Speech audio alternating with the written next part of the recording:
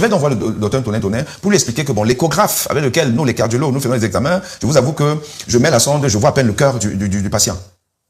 Et moi, je reviens de France, donc j'ai encore des connexions avec des labos. Je dis que je peux trouver du matériel, un échographe, même si c'est un échographe reformé, de bonne qualité, reformé, donc qui va me coûter pas grand chose. Je peux le faire. Vous savez ce que le docteur Tonnet me répond? Dis-nous. Il est vivant, il est témoin.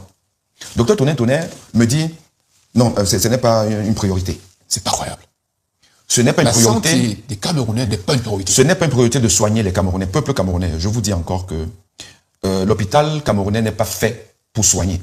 Mais de temps en temps, au gré du hasard, souvent, on peut s'y soigner. D'ailleurs, ça n'étonne pas parce que beaucoup de personnes vont à l'hôpital en marchant, mais en fait, ils reviennent, ils sortent sur des brancards. Et c'est pour cette raison que la plupart des diagnostics faits au Cameroun par les cardiologues camerounais, quand le malade qui a les moyens ou qui est évacué parce que bon, il est un privilégié de l'État, ou alors il a les moyens, il vient en Europe, je vous assure que la plupart du temps, les diagnostics sont redressés. Pas parce que les cardiologues camerounais, enfin les médecins camerounais ne sont pas intelligents, mais la médecine c'est le matériel. Si vous n'avez pas le matériel, vous pouvez avoir toute l'intelligence du monde, vous allez passer à côté des diagnostics. Et c'est ce qui se passait à l'hôpital Akintini avec un matériel qui normalement devait aller à la poubelle. Mais Tonnet disait débrouillez-vous avec.